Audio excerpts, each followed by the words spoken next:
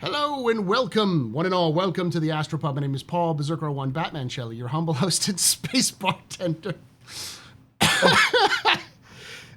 Good God, what year is it? Did you now? Yes. Yes, it's finally out. You finally have your VR there, Radar Ranger.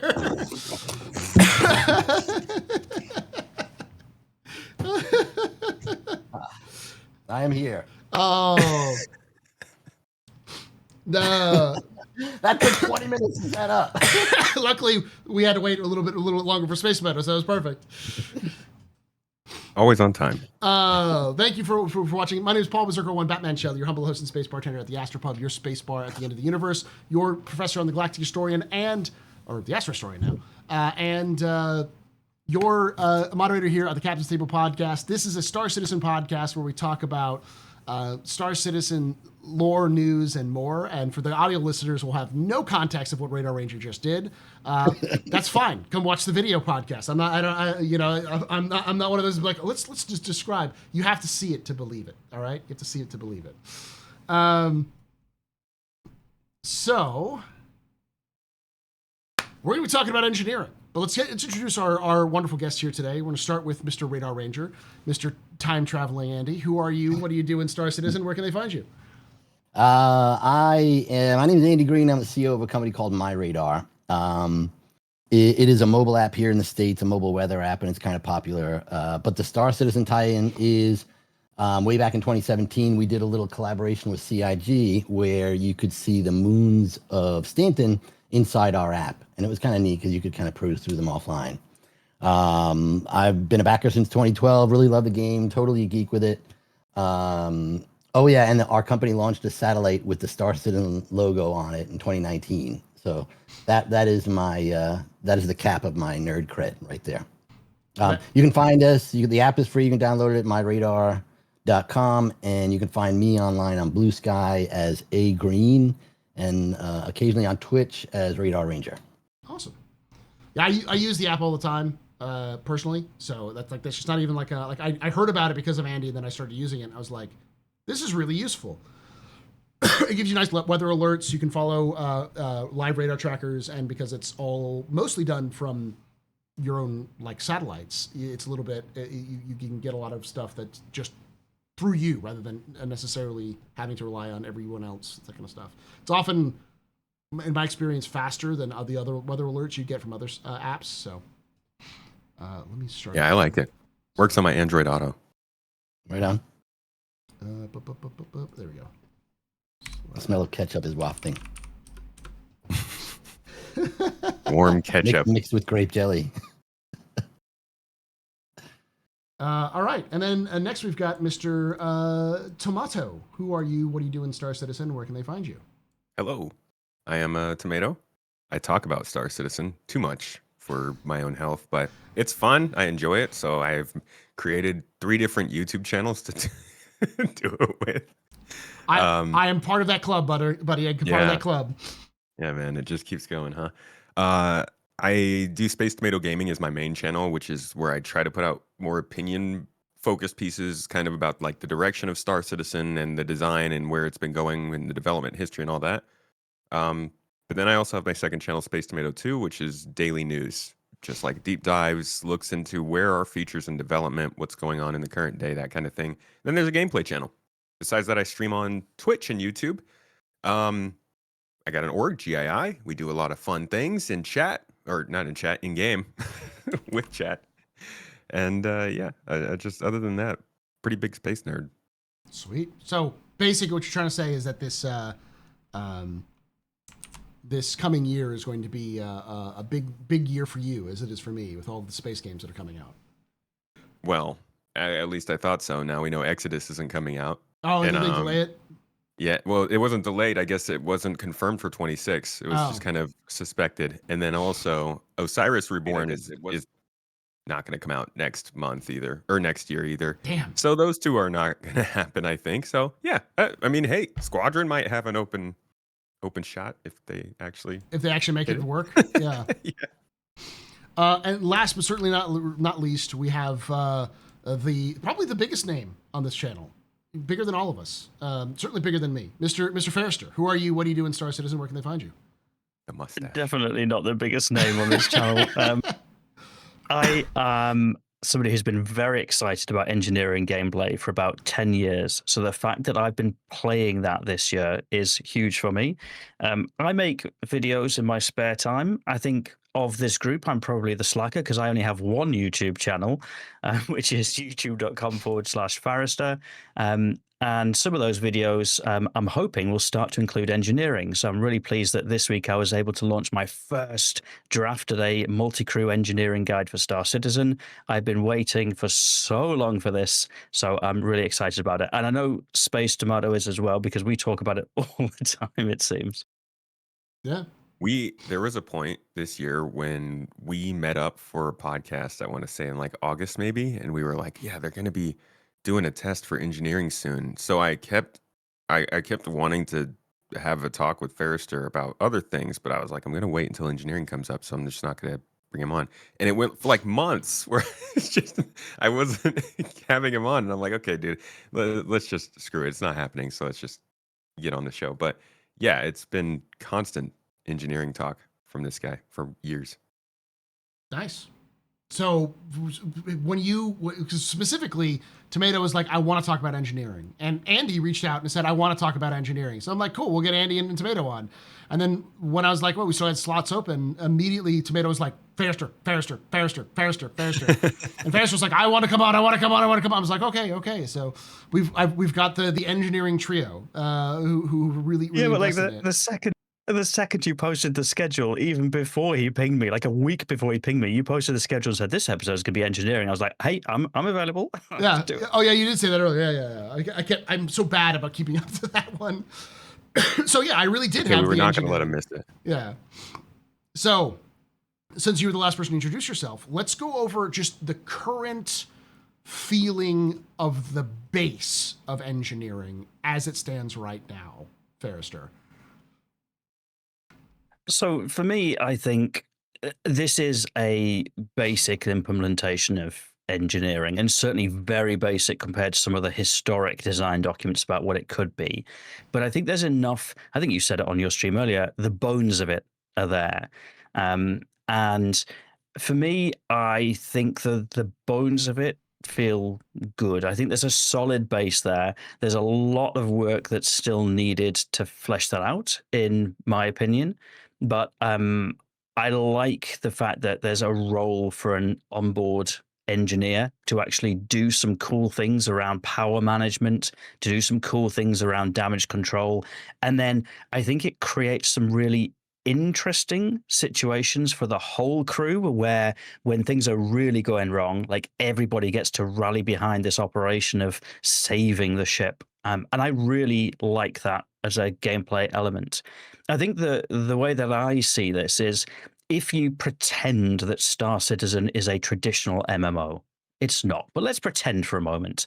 Most traditional MMOs have roles for support players. So whether that'll be a healer or even somebody who buffs the party, for me, that's what engineering gameplay comes into. It's a combination of somebody who buffs the party, gets your ship performing as best as possible, and heals the ship when things go wrong. That's not going to appeal to everybody. I think when you look at the MMO classes that people play, the number of people that go, I want to be the big damage dealer is huge, right? And I think we see the same in Star Citizen. A lot of people say, no, I want to be the pilot or I want to be the person shooting the guns, which is fine. But I think actually having this in Star Citizen now finally offers something else to those more support type players, which for me, I'm really pleased about. So I think a lot more to do, a lot of tuning to go on, a lot of balancing to go on, and I'd like to see more in the gameplay, but I'm excited by what we have so far. Awesome. Space Tomato, same with you. Just kind of like the current basic implementation. Let's not talk a lot about the current balance. That's the next thing we'll talk about. But like your opinion on the current base implementation of engineering as it stands. I think Forrester really hit the nail on the head by drawing the comparison to medics or healers in other games. It is a support role. Yeah. And I do understand that people are worried that it is a support role that will affect everyone and make everybody else have to play support, and that's where the kind of balance conversation comes in, and we'll get to that. But I think from the perspective of because what Ferrister said was really good. I'm going to take a completely different sort of Okay. angle. The ships themselves are really boring compared to the amount of effort that have been put into them, right? Like they're just travel vehicles. And at some point, CIG needs to make a system that allows us to do things with these ships, whether it's like editing your thruster power or buffing your shields in a certain way. It has to exist. So they have to build a system underneath it that works. Um, in addition to that, they also need some way for us to do resources when it comes to bases and outposts. So the viability of the system, I don't think, is really dependent on whether or not it's fun. I think it has to be in the game. The gameplay that they include with it is all around the balance. So I won't really comment on that too much. But I think that as far as making the ships feel more substantial, it definitely goes a far way in that. Um, in a big way, I think batteries are supposed to help with that, and we're missing those. So there's so much focus on the power plant that it's I don't know, it makes it feel more unfinished than it is. I guess it is pretty unfinished. Yeah. Overall, I guess I'm rambling, but overall, I think that it does a good job of bringing more depth to the ships. 100%. And long term, it's probably going to be one of the best parts of the game, but I don't think it's going to be something that people notice as much as they think they will. All right. And last but not least, Mr. Eddie, Radar Ranger. What are your thoughts? Basic implementation of engineering so far. I think the basic implementation, honestly, I'm just going to say flat out, is awesome. I think it's a really good idea. I think Chris had this grand vision from the very beginning when he wanted to kind of put the system in play. And Space Marine, you're absolutely right. Being able to have each of the ships have their own unique characteristics that give a purpose and a reason to have different types of ships. I think that's absolutely huge. And Farrister absolutely nailed it on the head with regard to classes and roles. Again, Chris from the very beginning has kind of said that he didn't want this game to be class based, and he didn't want to have a leveling, and he didn't want it to be a traditional MMO in that case. In that sense, he wanted it to be more based on the player skill. However, those classes and roles are still there in game theory because they are beneficial and help facilitate group gameplay. And it's funny because you either like in a traditional MMO, you either like healing or you don't, or you like going out and dealing the big damage. I think sometimes it's hard for those people who like the dealing big damage to understand why people like doing healing.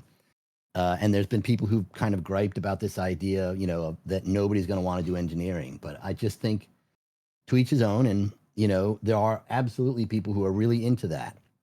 And so overall, I think the idea of the system is great. It does add a whole new depth and dimension to the game. The big thing the big takeaway at the moment really is that it's just early on, and we do have to kind of wait until it cooks a little bit. And I think just to that point around the MMOs, I think I remember I way back when I was a hardcore raider in World of Warcraft, back when I had more spare time than sense. And you used to do these 40-person raids, and you maybe had 3 or 4 healers in that raid. So it's 10% of the group. So it was still quite a niche position. But in my mind, those 40-person raids needed somebody in that role. They needed the people in order to make those a success. And I kind of half hope that Star Citizen goes down a similar route, where if you want to take out the biggest groups, the biggest ships, you probably need a small number of players in those dedicated roles.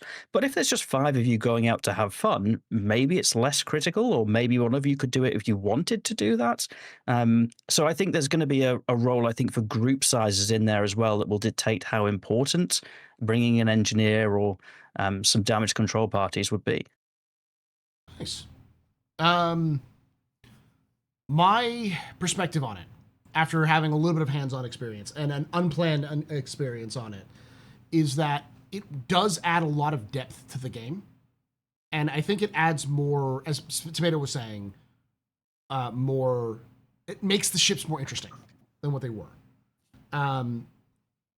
But also, as Ferris was talking about as well, like the support roles. Like we've had so many different support roles in other games that we needed something like that. And I will disagree. I think there's a large number of people who are playing Star Citizen specifically because they want to be Scotty or Geordie or B'Elanna or Kaylee. You know, the engineer is a classic trope in science fiction. And so CIG really wants to make that work. They love their tropes. Yeah. I mean, Star Citizen is a tropey game. It's designed to be a tropey By game. definition. Yeah. Like all you got to do is watch his pitch. Yeah. He's basically, preening on about every sci-fi movie that he wanted to kind of live through. So absolutely. Mm-hmm. But that's why that statement that you said earlier, Radar, is the funniest statement when people are like, nobody wants to do this. You're just like, what are you talking about? You're surrounded by people. No matter where you are looking at engineering feedback, whether it's on Spectrum, YouTube, Twitter, Discord, whatever, there are always people who are saying that they're excited for it. So it's just crazy to me that people think, or I guess are trying to convince themselves that people don't want to experience this in some way. It's just a matter But of I see the same thing. I see the same thing said about turret gunners, Yeah. right? I've seen it on Reddit for years and years. Nobody wants to be a turret gunner. But like in my org, if someone says, I'm going to take out a Perseus, does anyone want a gun? Like everyone's like, yep, I'll do it. I'll do it. I've never experienced that. That is a testament to what kind of game Star Citizen is and what they're trying to do. They've acknowledged and recognized that it's supposed to be a game for everybody. It's not just one particular path. There's enough in this game to keep everybody happy and feel like they're living in that Star Citizen universe. And I think that's the point. We sometimes get pigeonholed into what we find as fun, but everybody kind of interprets sci-fi and finds their hero in sci-fi in different ways. Yeah. And Star Citizen makes an interesting problem in that regard because they're trying to make all these different experiences, but all of these experiences dip into features that people kind of have to use.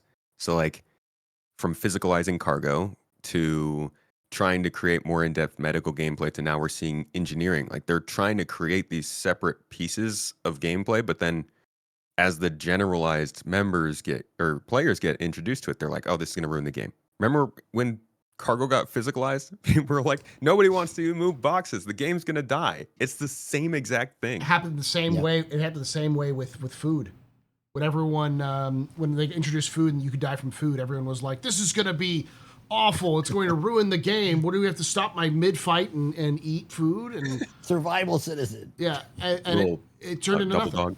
To be fair, they did have to balance it over time. And I think that's the key, and that's a good transition into what we're going to talk about with this, is that every controversial addition to Star Citizen has not been perfect at the box.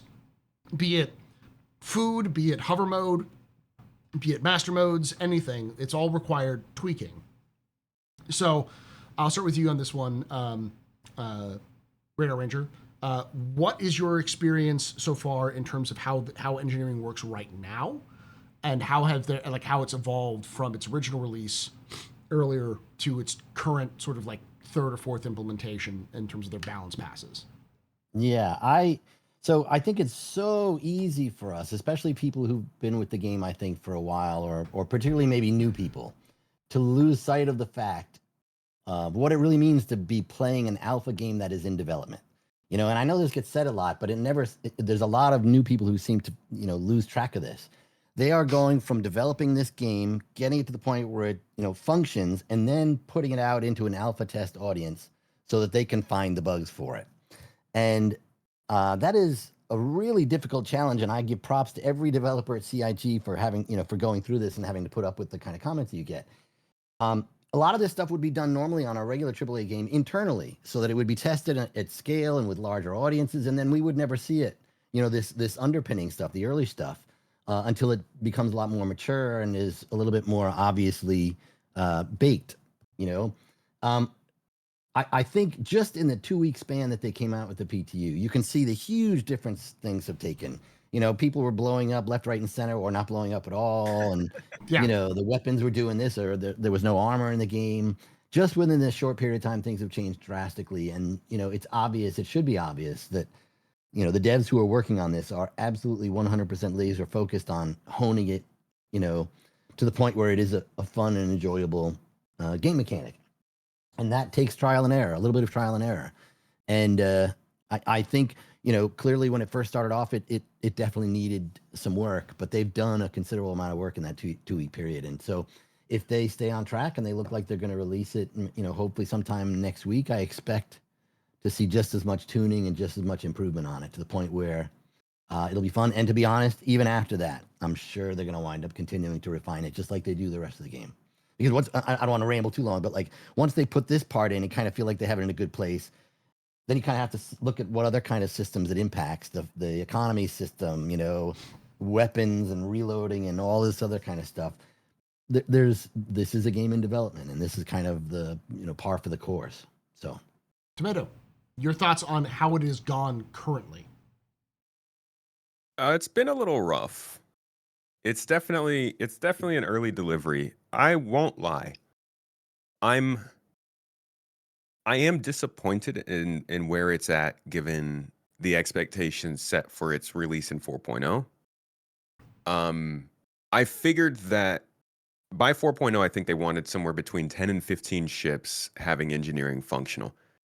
Clearly, since then, and possibly partially due, it's part of the delay, was that they realized having some ships not working on the system and other ones working would be crazy, so they would at least get all of them somewhat partially working on them. So like I'm willing to understand that work maybe took longer, and so they're not as far along as they would have been if they had focused on just a couple ships or something like that. But I think that the way that it has dropped in is still pretty solid, because it gives us an idea of what they want each of the things to do, except for maybe armor. That one's a little confusing. And it starts to at least let us experiment with it. I would have loved for them to hold off before bringing it into live, just so that it didn't like destabilize the way that we think about the ships too much. I think it'll be weird to get into separate ships throughout this next few months and not know whether or not it works fully with engineering or partially, and if it's going to blow up or not, all that stuff. I was literally doing that because I was trying to do a little bit of experimentation. I was like, what ships do I have that have engineering? And I found out that like small ships that have engineering, almost no small ships have engineering. Like the only one that has it is, I think, my Freelancer, because it technically, I don't even know if it does or not, because it technically has the components, but I don't think it has an engineering like panel. So it's like, yeah. I was blown away the Hammerhead doesn't have it. Because I can't find the monthly report, but I remember there being one a few years ago where they were specifically, oh no, I did find the monthly report. It's 2022, I think it's July or something, where they specifically said that the Hammerhead was getting its components worked on for engineering, and then they're not there. They're just straight up not there in the current game. Isn't that ship getting an getting a rework or something? It's getting a so maybe rework. that's why. But I was also surprised because a lot of the stuff that talks about the engineering that they're working on, they use diagrams that show the Hammerhead. Yeah. The Hammerhead, and like the demos and stuff, and it was the Hammerhead and the Hercules M2.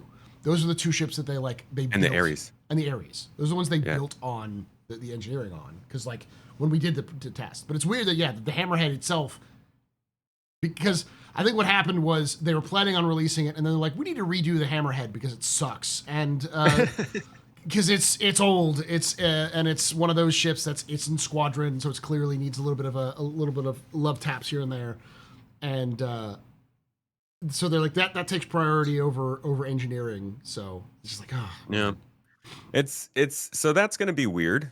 But that's kind of par for the course. I think this is really, for anybody who's joined since 4.0, this is going to feel weird. For anybody who was here before 4.0, this just feels like more CIG, something that they were avoiding for a year to bring more stability. But like they need to get the ball rolling on these features, and so they've got to get it into the game. We've got to bash our heads against it, and it's going to be painful. That's how every single... Do you think it was rushed and put out too soon? I think it could be. I think this is a very crucial period right now, is they need to get it into a place where it at least makes some sense before live, so that people know what they're looking into. Right now, it's still kind of up in the air. Everybody's like, what's supposed to be happening? My theory is a little different on that one. I think the reason why we're getting all of this is because partially a lot of other things required the new renderer, the Gen 12 renderer, the Vulkan. They needed the full Vulkan ABI in order to add a lot more features. So while they were doing that, they were like, well, we have engineering mostly done. We promised to release it last year, so we should release it. And I imagine it was one of those, throughout most of the year, I imagine it was the team behind engineering being like Thorson being like, can we release it? Can we release it? Can we release it? Can we release it? Can we release it? Can we release it? Because he's Like, on camera like 3 separate times yeah, saying it's coming sooner than we think. and You know what, though, Please. Paul? Here's the thing, though, Paul. I think you're right. They absolutely needed Vulkan in before they could do engineering because engineering needed like fire and things like that. And Yeah. I'm sure that was behind Vulkan. But I think the bigger issue is that I think they need engineering in play before base building gets That up. too. Because I think engineering And crafting. the concept, engineering and crafting. I think all those components are required before they can even take that giant leap forward. And the big issue is they really needed to put it out in the hands of a lot of players so they could actually start figuring out how well it's going to work. And that was not going to be an easy process. So before they could move on to these other features, I believe, it's a pretty strong theory that they needed to get this out there and in reasonable working shape before they could move forward. I agree. I mean, it was one of those CIG was delaying it. I think it was they were waiting because they didn't want to add in Vulkan because it was causing too much problems. And then by the time they actually got Vulkan in, they're like, well, it's already going to cause problems, so let's just drop engineering as well. Yeah, it's going to be problematic, but people are excited about it. Let's just do it. Let's do it in December. Yeah. I mean, when everybody goes away for a couple months. That's the thing is that like it feels like CIG sort of always wants to put some major aspect, some major release at the end of the year. So like, no matter what year, every year has had some major push between October and December. But that's because it's late. Remember, it was Yeah. supposed to be their Q3 patch that did that. The first time, the first year they went around and they added Planet Tech in 3.3 and 3.35, and they were like, this is going to be the patch. We're going to hit it with the big feature, and then that final patch of the year will be something that is a little smaller and makes it more stable. Well, you know why that's the case? Because Because it sucks to not be stable. A, it sucks to not be stable, but also B, it's because their biggest sale of the year and also CitizenCon happened in Q3. So like, or I guess technically it's like the that's all Q4, but it's like the beginning of Q4. So you can't have your unstable patch be leading into all of those things, and all of traditionally a lot of dev time goes into CitizenCon. So like they siphon time away, and then those people can't. Yeah, so that sort of thing. But yeah, I think CIG is just gonna pull the ripcord on that one. Fairster, you've been waiting patiently. Your thoughts on the current implementation of engineering? I love it. I've been having so much fun in the PTU. It is, I see it, right. This is a little bit of cookie dough. It's not cooked. It's probably not good for your health, but it's hella tasty. It's yummy. I think CIG have acknowledged the balance problems. I really liked the interview that they did where they reinforced the core. Engineering is part of the game. It's not going away. Suck it up. But we know that the balance isn't right, and that is going to take time. And I've been quite impressed with how quickly they've been iterating on the PTU builds to try and address some of those balance issues.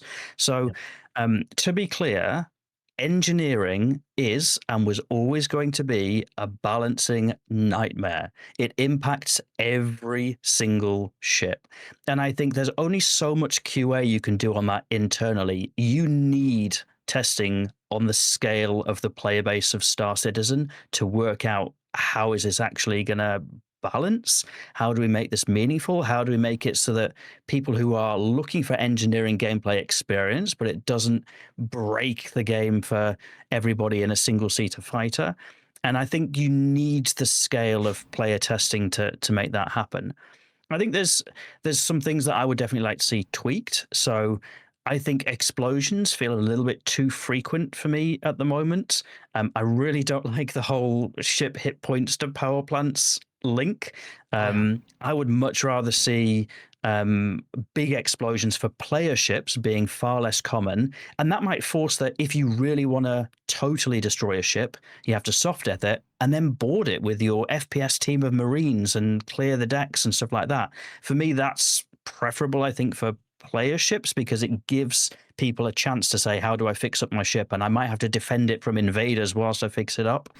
And I also think armor is messy right now. I think it's a very crude implementation that we have. I'm open-minded as to whether that was necessary to get kind of something in place for engineering, but I think there's a lot of work especially needed on armor. But I always think engineering was always going to be a little bit like a band-aid. It is going to change the game a lot for a lot of people, and there's almost like not a right time to do that because it is going to have such fundamental change. I think we've got some other band-aids coming up, by the way, like Death of a Spaceman, insurances for ships. We've got some other challenges that are down the line, but I'm quite glad that at least there seems to be a willingness to say we're going to rip that band-aid off. It's probably going to hurt for a little bit whilst we get the balancing worked out, but this is going to make the game richer. And I've certainly experienced that richness. It's good that Space Tomato's here. I literally joined him for about an hour last week, I think, and his crew, we rescued a Perseus that was all but destroyed from the brink of destruction and managed to limp it back to base for repair. It probably took an hour for us to do, and it was a whole crew working on it. But the feeling at the end of that was absolutely epic. We saved our ship. And that is something that I think I love about the engineering gameplay we got. Yeah, I actually. Sorry. I was just going to ask really quickly, I don't want to get too far off, but you guys like the soft death versus hard death concept that we have right now, right? Is that something you guys think is kind of neat? Yeah. Or do you? You mean like the ability to be soft death? Yeah. Like when they introduced it, it was kind of a nice thing to know that you at least weren't completely dead. I think the thing to remember here is the new implementation here with engineering should essentially be the same thing. But when you soft death, you now have the option to try to repair it.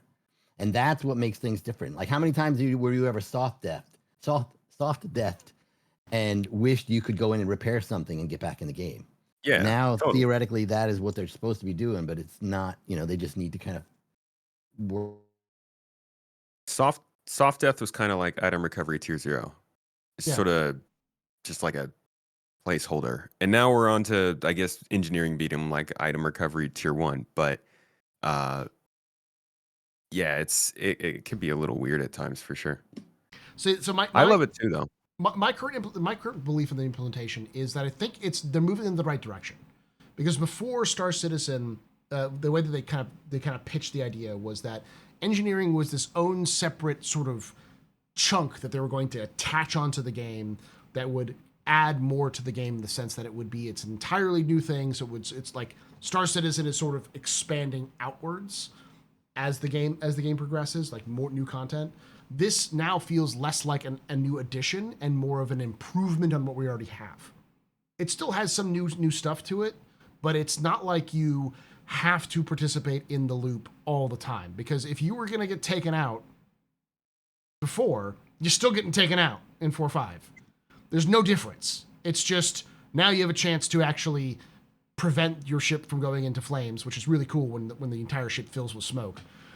And then, or fix your ship before you go on. Like, again, entirely unplanned, but before the stream, before I started recording, I went out with a member of my org and a friend of mine, where he was in his Perseus. I asked him if he could come out so we could just test out some of the stuff. We did some stuff, and we ended up doing a bunker mission. And when we left, he accidentally clipped one of the guards and ended up getting a tier 3, tier 3 wanted level. So as we got back to the Perseus, we were being shot at by somebody else who had taken his bounty. Turns out it was build and play. It was completely like by accident that build and play managed to be the one who took the stuff. But we managed to get into space. But by the time we got to space, the ship had been knocked out because there was just no way, because they had their own Perseus plus their own fighters that were preventing us from doing so. And as a result, we were dead. And so he tried to, the pilot tried to escape, but because he was the one who had the wanted level, as he opened the door to escape, they had immediately stacked up at the door to shoot him to get the bounty. So we'd already had a boarding, because they were specifically doing, because they knew they couldn't. They probably could have destroyed the ship, but it would probably taken them too long. So by that time, it's like, well, he's gonna be there, so let's go kill him. kind of thing. Very cool. Very cool. So I also had a pretty cool situation where we were in, what were we in? We were in an MSR, me and a couple of friends, and we were just kind of trying to go around and get into some PvE ship combat just to get some combat with a multi-crew ship and see kind of how it went around. And we flew out to one of the Hathor sites and we got spotted by a paladin that like just absolutely was trying to wreck us. And it was super laggy for some reason. I don't know what's going on at the OLP sites, but it was like 5 frames per second, maybe. Mhm. Like it was bad. And so we were taking a lot of damage. We could barely do anything. I was flying. I jump away, and they jumped to the same spot because I went to an OM point, and they continued trying to shoot me. I accidentally shut the ship down, so we didn't have shields. We started taking a ton of damage. They were depleting our armor. They were depleting our hull, but I was still able to get the ship back on. And before our quantum drive started taking damage, I was able to jump away. And we sat there and talked about it for a little bit afterward. We were like, if engineering didn't exist, we probably would have blown up because like. They did a pretty solid amount of damage. They took down our armor, they took down our hull, Mhm. they damaged some of the weapons pretty drastically, but clearly that damage was being spread out. And I think that's the biggest thing that engineering needs to do is like it needs to take the health bar that represented our ship before and it needs to spread that out amongst a bunch of components. Mhm. And I mean, like they shouldn't be health bars, they should be their own things, but you should have to work through a system to take down a ship, right? That's what Yeah. like they were saying before. Shield emitters, armor, and then like your PDCs and then your power and then you have to board. They have this whole thing figured out in their heads at least of how dismantling the defenses of a large ship is supposed to be. But it's hard to see with this current implementation of engineering. And I hope that's where they're still going to be able to head, but the feeling of going through that and like understanding that we survived for a certain reason, or like Ferrister said, repairing a ship and getting it up back to speed from some certain thing. There's a ton of feeling of accomplishment there. Channeling my inner EA with that comment, but like it really, it's just a good feeling. No, and that was the thing is like if I had more knowledge of how to fix the ship, and because we had fires everywhere. If we had more knowledge how to fix the ship, and because like one of the things was that I realized that there's no fire extinguisher in the Perseus engineering room. The only place I could find the fire extinguisher is up on the cockpit. And I'm like, why is there a fire extinguisher in a cockpit and not in the engineering room, CIG? And I think that's an example of like there needs to be they need to work on some of those placements, and that's kind of a balance thing. And I do not like the fact that like if you run out of armor and you start getting ship holes, health hits, it'll just immediately pump into your power plant and die. Like that these all seem like band-aid solutions to other problems, but they're temporary solutions that I hope that they fix in the future. The main thrust of what they have right now, not just in terms of the basis, but like of what they're working on, is still feels very much more like this is an addition to the game that we already had. This is something that is improving the game experience.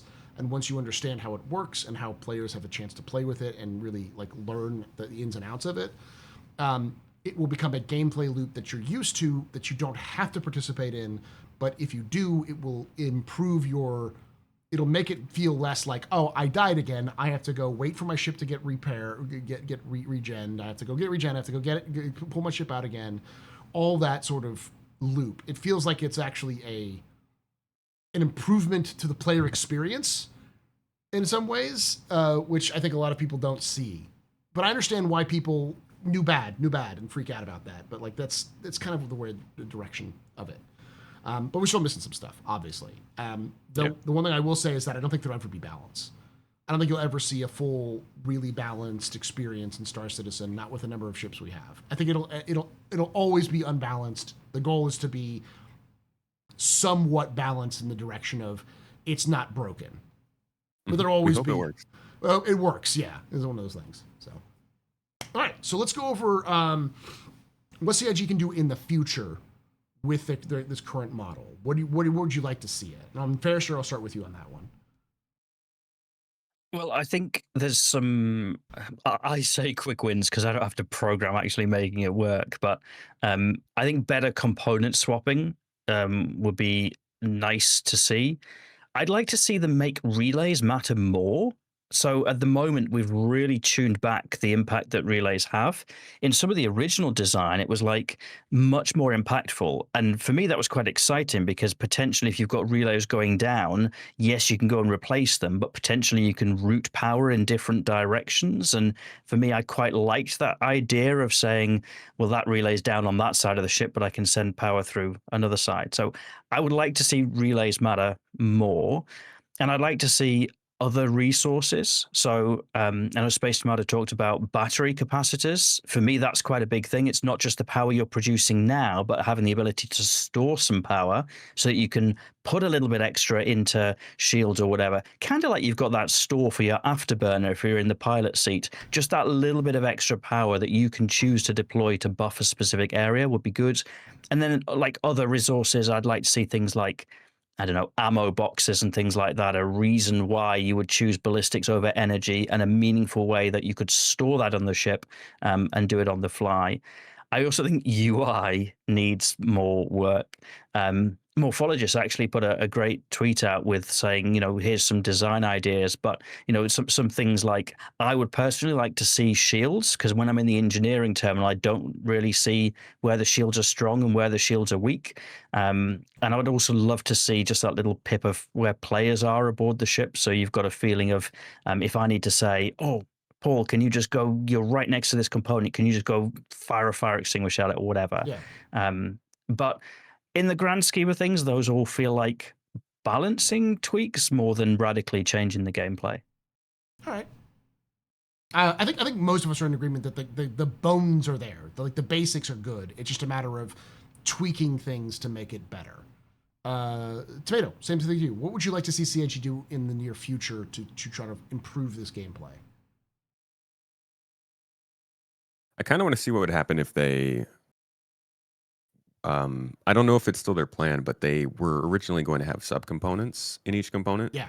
So the fuses are subcomponents for the relays. Life support has its own subcomponents. I believe flight and AI blades are subcomponents for computers. I think it'd be interesting if they also included subcomponents in the power plant and the shields. It offers some level of customization to components, but it also makes them a source of possible repair. So maybe now instead of just pointing a beam at a component, you could also be swapping out the subcomponents, which are the actual part that die. In fact, when they first showed off subcomponents, that was how they were supposed to work. Yeah. Instead of your component breaking, it was supposed to be the subcomponents inside that acted almost as internal fuses, and you would replace them. So I think that would help to diversify the repair gameplay quite a bit. I also think that there's got to be more depth with armor. It's the idea of it is really great, and I think it works well as like I do think that when your armor goes down, you should be in a panic. But I think it should take a lot more for your armor to go down on certain ships. I also realize that, armor is going to depend on manufacturer. It's going to depend on the type of ship, all that kind of stuff. I think that's important, and that nuance needs to be in there. Gosh,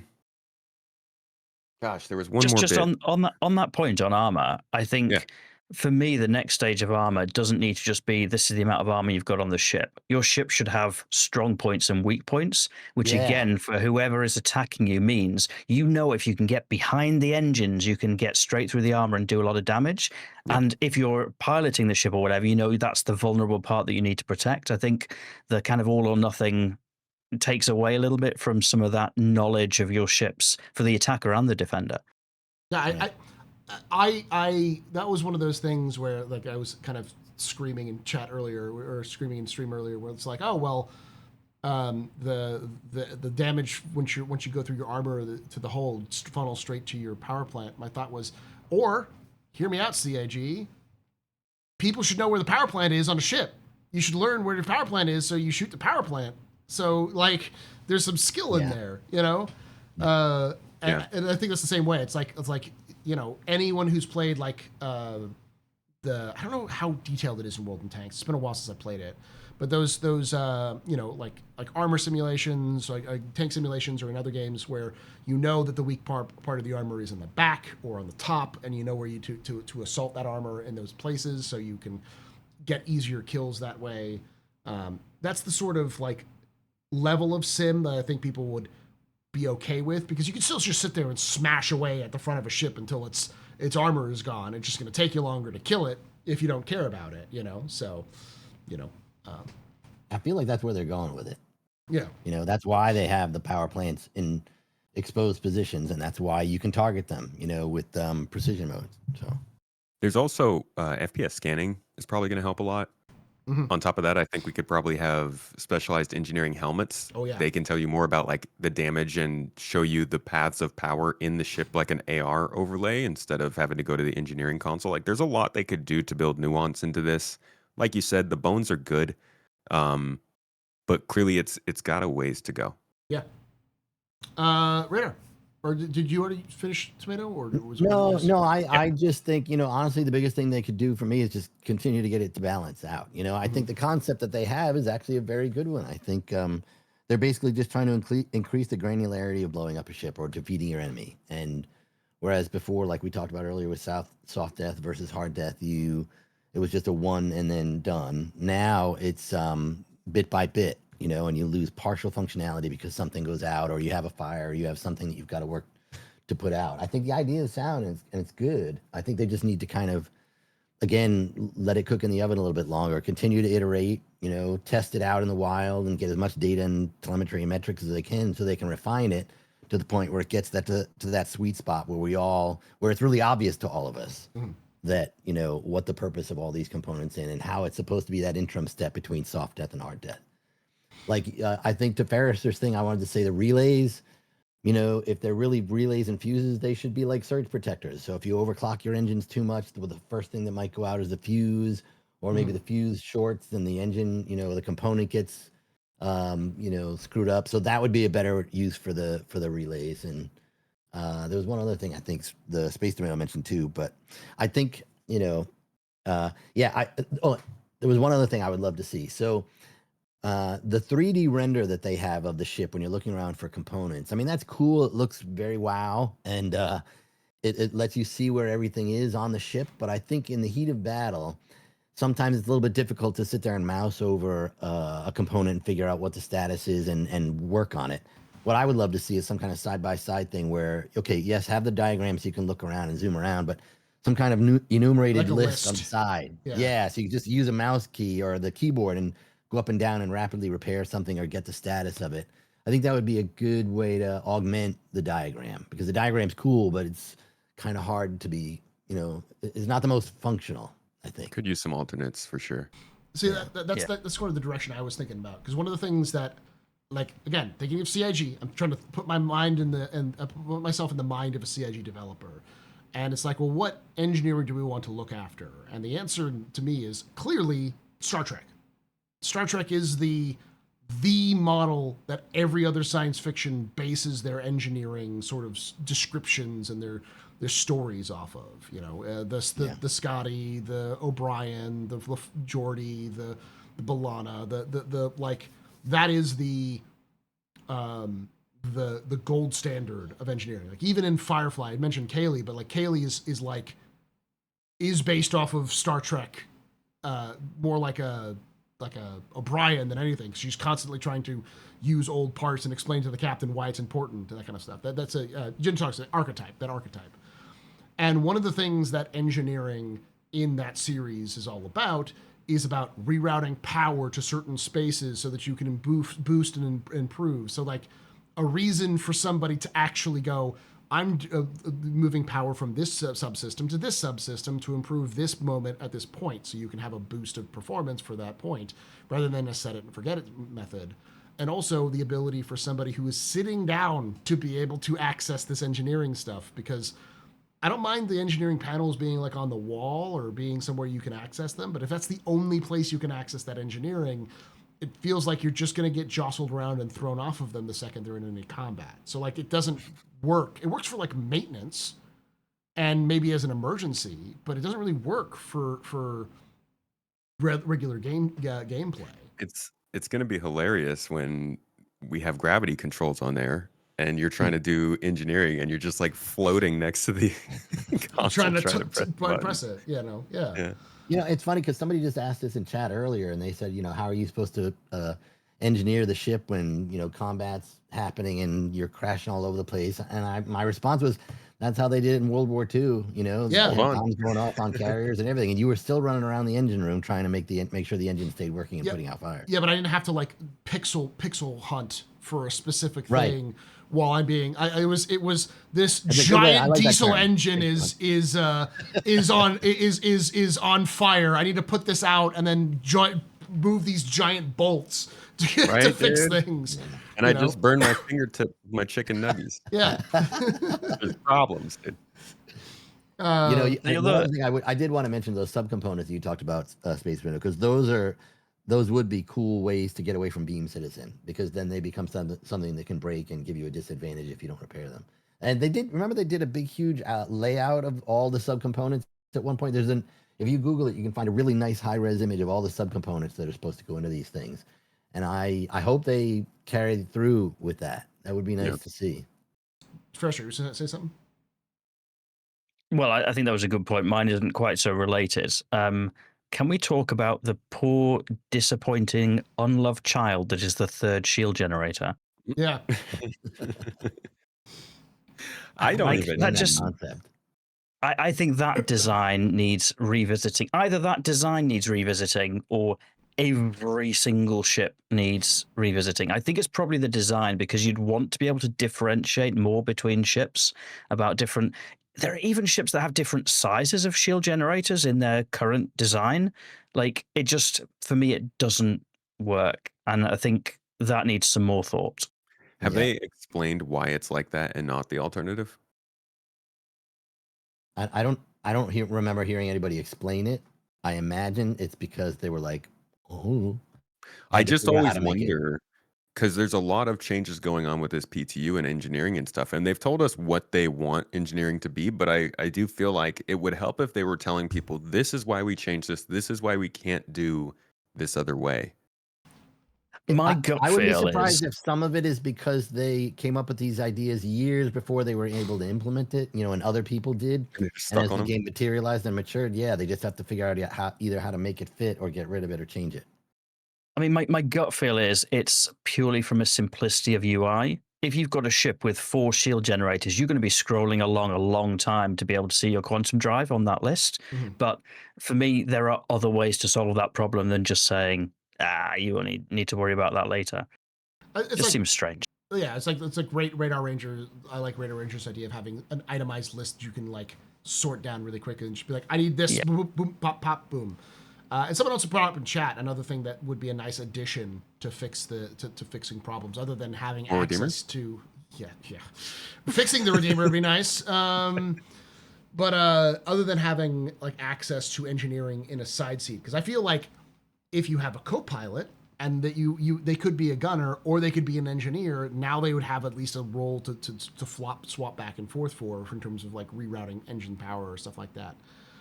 The other one is in that sort of I'm on an engineering console is, and this is going to sound crazy because it's probably something they'd have to do with the actual like EVA mechanic stuff, which is brace. Being able to brace by like holding on to something while like there's a torpedo coming in, so someone shouts brace, brace, brace, and someone just grabs on to the nearest thing so you don't get like shocked around and stuff like that, which would also probably help and also lead to some really cool cinematic moments where there's a giant hole that gets ripped into your ship and you're holding on to the piece of ship that is still attached to the ship, and you're like, Doing the like, Wilhelm scream. yeah. You're watching as the xenomorph gets sucked out behind you. Yeah, exactly. The simple implication would just be like you are now stuck to the wall, and as long as you're holding on to that, and then have it stuck to your stamina bar. So like your stamina. So the more your stamina goes down, you release. So similar to like how climbing games work. Kind of thing. That'd be really cool, man. It's just like a button press and your character automatically grabs the closest surface or something. It just touches the closest surface. It doesn't even have to be like Yeah. grab something. Just be like the hands go up against the wall. Kind of thing. Yeah. So, there's a lean function in certain outposts that still don't work. Yeah, true.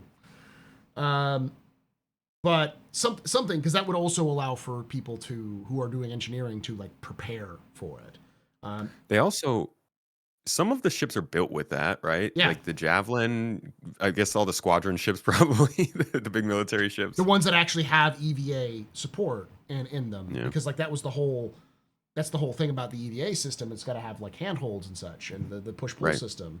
Oh my So- God. so like just dude. using a push pull system for something other than just push and pull would also be nice. It's just like reusing those assets. So It's crazy to hear some feature names that you just briefly forget about and you're like, oh yeah, that's a thing. yeah.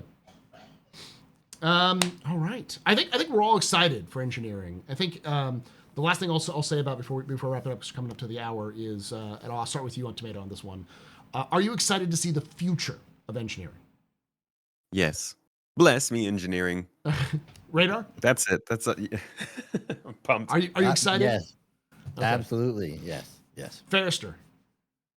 I'm excited about the present and the future, definitely. Sweet. Yeah, as Ferrister said, it's been an hour already. Yeah, it's been 55 minutes almost. So, or almost 56. So, when you have good people talking about cool stuff, the time goes by pretty fast. So, You call those good people, buddy. yeah. So we're gonna take a few minutes break. I'm gonna get something to drink and take some medicine because if you don't know, if you can't hear it, I'm sick. Well, not sick. I'm getting off of being sick. So my voice is better, but I'm still coughing every so often. So I'm trying to hit the button before I cough. But so take a few minutes. I'm gonna get something to drink. And when we come back, we'll be doing our question and answer session. But before we do. And if you're watching this live, that's what we're going to do. If you're listening to this on the podcast version, which goes up first, you'll hear us just transition directly into the question and answer session. But for other of you who are watching on YouTube, it'll be in a separate video released 2 days apart from the original video, which will be released on Monday. So make sure you check out My Radar, fantastic app. Go check it out. And not sponsored, you're just hanging out and I actually use it. So check out Space Tomato Gaming, Space Tomato 2, the Space Tomatoes, the tomatoes of spacecraft, all of those Just things. anything related to tomatoes on the internet, go follow The it. cooking stream, don't forget the cooking stream. Yes. Sweet tomatoes. Is that Sweet Tomatoes? Yeah. Yeah. He's got to be annoyed with me saying that by now. I'll take it. Sweet tomatoes, sure. I'm sweet today. And then lastly, check out Mr. Ferrister, the biggest YouTube channel here.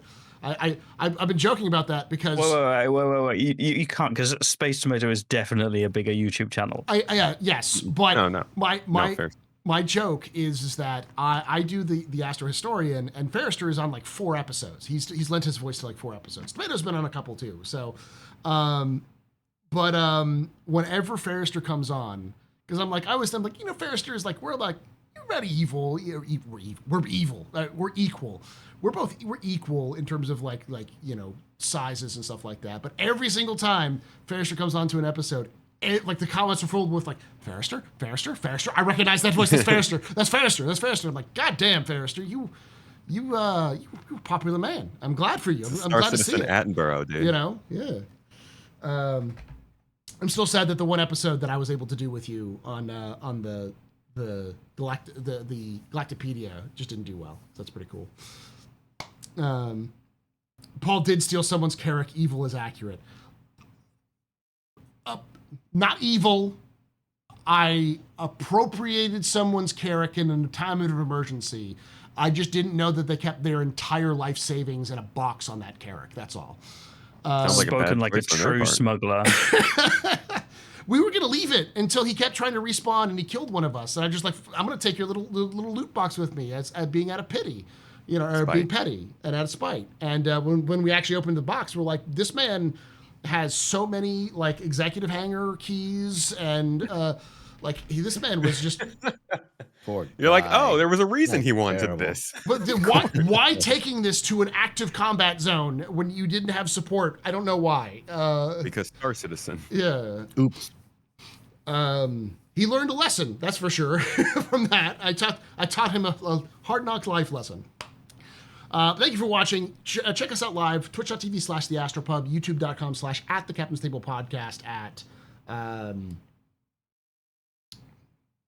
3 p.m. or 4 p.m. Pacific, 4 p.m. Eastern, 1 p.m. Pacific on Saturdays. We'd love to have you come down and join us live and talk to us about your own thoughts on everything we do. Thank you for joining us, and like I say every time, hope to see you someday in the black.